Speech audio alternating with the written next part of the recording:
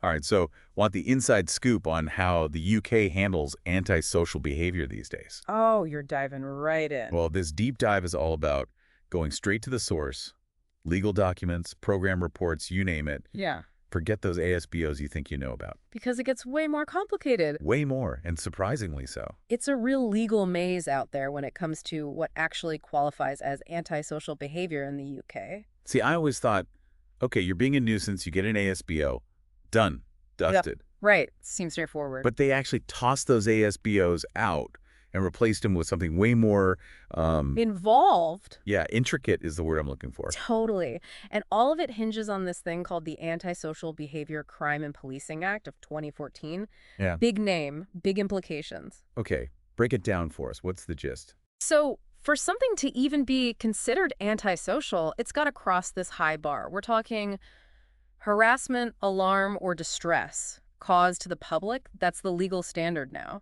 Harassment, alarm, or distress. Those are some strong words. They are, and they're chosen carefully. It's not enough to just be annoying, you know? It has to genuinely disrupt the public peace. So paint a picture for us. What kind of situations are we actually talking about here?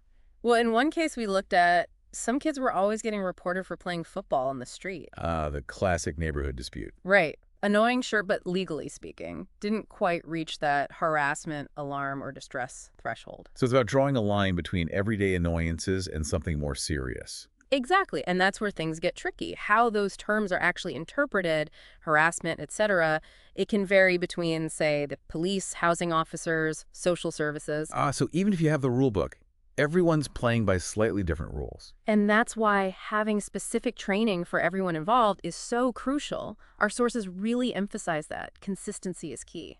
So everyone's on the same page about what actually is antisocial behavior, not just what bugs them personally. Exactly. And when those usual channels aren't working, that's where the community trigger comes in. We got to talk about that. It sounds almost like empowering. It's designed to be. Let's say you've reported the same disruptive behavior multiple times, nothing changes. That's this mechanism's cue to step in. So no more passing the buck between different agencies. In theory, no more. It forces them to collaborate on a solution. Okay, but I'm going to guess getting everyone to play nice isn't exactly a walk in the park. Spot on. You know what one of the biggest roadblocks is? Communication. Wait, really? I know, right? You'd think. But we're talking basic stuff like compatible record keeping, you know, making sure everyone defines and records antisocial behavior the same way. Essential, but often overlooked. It's like having the ingredients for a cake, but no recipe to follow. Perfect analogy. And just like a good recipe makes all the difference, having these clear structures, processes, essential for that community trigger to actually work. Some programs even brought in shared IT systems. So everyone's on the same page, literally. Precisely. But how many reports do you actually need to, like, pull this trigger? Ah, the magic number. Sadly, there isn't one. Varies by area. Figures. So what's the takeaway then? It's more than a one-off complaint. We're talking persistent, repeated issues that haven't been dealt with. A pattern, not a one-time thing. Got it. But it's not replacing the usual way to report stuff, right? Right. It's the last resort when nothing else works. Bringing everyone to the table, hopefully finding a real solution. Okay, I'm hooked, but what do those solutions actually look like? Oh, we're about to get into it. They've got a whole arsenal of responses these days. Oh, now you've got me really curious. And each one is designed to be way more targeted and, dare I say, creative than just dusting off the old ASBO. All right, you've piqued my interest. Let's unpack this arsenal.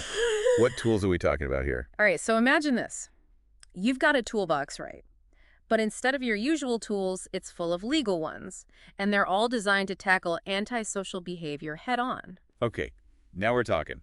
This is what I'm here for. We're talking injunctions, closure notices, even evictions in the most extreme cases. All right, let's start with those injunctions. They sound serious. Are we talking like restraining orders, but for noise complaints and stuff? That's a great way to put it. It's a legally binding order to stop the antisocial behavior, whatever it is, and breaking it.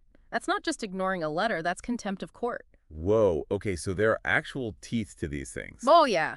Fines, even jail time, potentially. But I'm guessing it's not one size fits all. Like, a teenager with their music blasting probably isn't treated the same as, say, someone running a drug den. Right. You're absolutely right. Age actually plays a big role here. For adults, an injunction can last for a specific period, or even indefinitely, depending on what they did. But for anyone under 18, there's a hard cap. Oh, really? What's the limit? 12 months max. Interesting. So it's like the system recognizes that young people can turn things around, not stuck with the consequence forever. Exactly. Now, let's say we've got a situation where an injunction just isn't cutting it. Like it's just not working. Right. Maybe it's a house that's constantly causing trouble, or a business that just ignores noise complaints. That's where the closure notice comes in. Ah, yes, the dreaded closure notice. Yeah. We've all seen those places, right? Makes you wonder how they're still open. So how does it actually work? Do they just slap a padlock on the door? It's a bit more, well, there's a process. A closure notice is short term, like a warning shot. Only the police can issue it, and it only lasts 48 hours max. Okay, so 48 hours to get your act together or else. Then what? Then, if the police or the council think they need a longer-term solution, they can go to court, And ask for a closure order. which is way more serious, I'm assuming. If they get it granted, that property can be shut down, initially for up to 3 months. No way. And here's the kicker. If the problems keep happening, they can extend it another 3 months. So we're talking 6 months total that a place could be shut down? That's huge. It's a big deal. It's for when there's just constant disorder, criminal activity, things directly linked to that property. So it's not just about punishing whoever lives or works there, it's about breaking the cycle, right? Exactly. And just to add another layer, it's not just houses. Businesses can get hit with this too. Really? They'd shut down an entire business over this stuff. How often does that actually happen? Not every day, but it's within their power. We even found cases where they used closure orders for protests that were using amplified sound. Wait, hold on, protests. Now that seems like a real balancing act, right? Freedom of assembly versus, like, public order. Definitely a tricky one. The UK actually has specific rules about amplified noise, especially near government buildings. And when it comes to protests, the law is trying to walk this fine line. So how do they decide what's too loud or too disruptive? It's all about setting boundaries, but still upholding that right to protest peacefully, like protests near Parliament, super strict rules about noise location, time limits, even how many decibel. Wow, okay, so it's way more detailed than I even realized. But let's talk about the most serious consequence we found: eviction. People can actually lose their homes over antisocial behavior. In the absolute most extreme cases, yes, it is possible, but it's not taken lightly at all. So there are specific rules about it. Oh, absolutely. Our research highlighted these things called secure tenancies, which basically give tenants specific rights. To evict someone under that kind of agreement, because of antisocial behavior, the landlord has to prove to a court that the tenant did something really bad. So what would cross that line? What are we talking about here? We're talking serious stuff. Violence, threats of violence, constant criminal activity like drug dealing, major damage to the property itself. So really serious stuff, not just being a bit noisy or annoying. Exactly. It's about making sure everyone feels safe in their own homes. It makes sense. You can't just let people run wild and disrupt the whole community. But even with these consequences, it can't just be about punishment, right? You're right. The UK system's actually shifting towards a more, I guess you could say, holistic approach.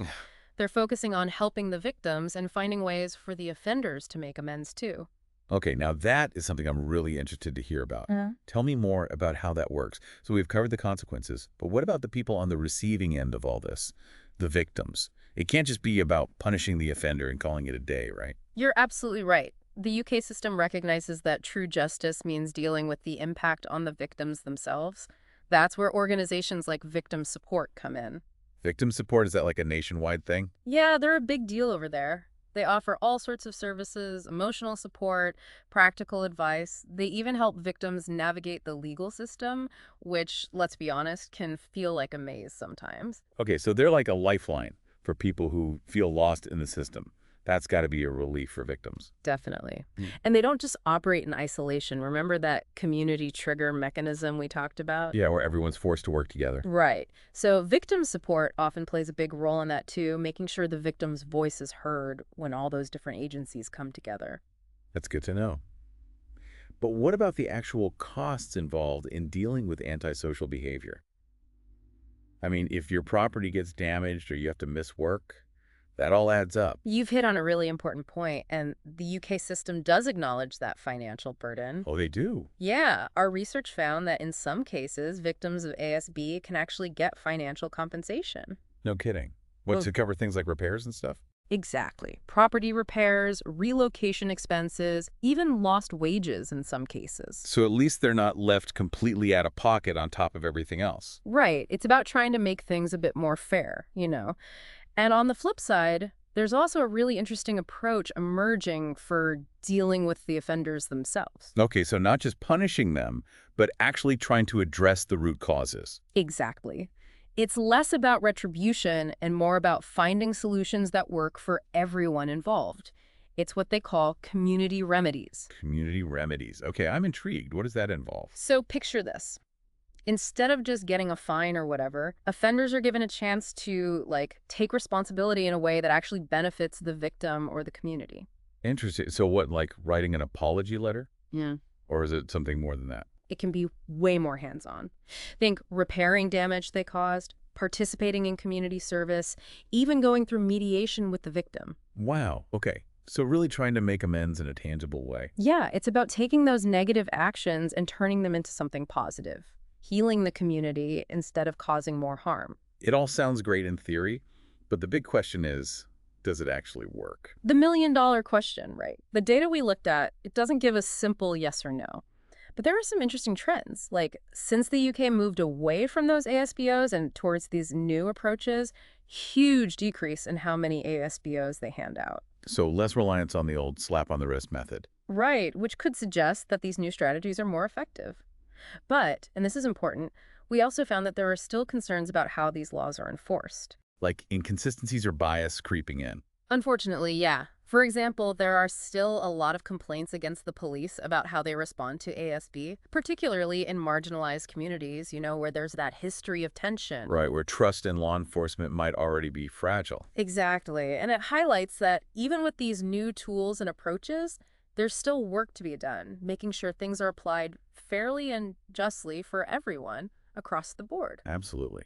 It's a good reminder that having laws on the books is one thing, but making sure they're implemented properly in the real world is a whole other challenge. Couldn't have said it better myself. And on that note, this whole deep dive has really highlighted something crucial.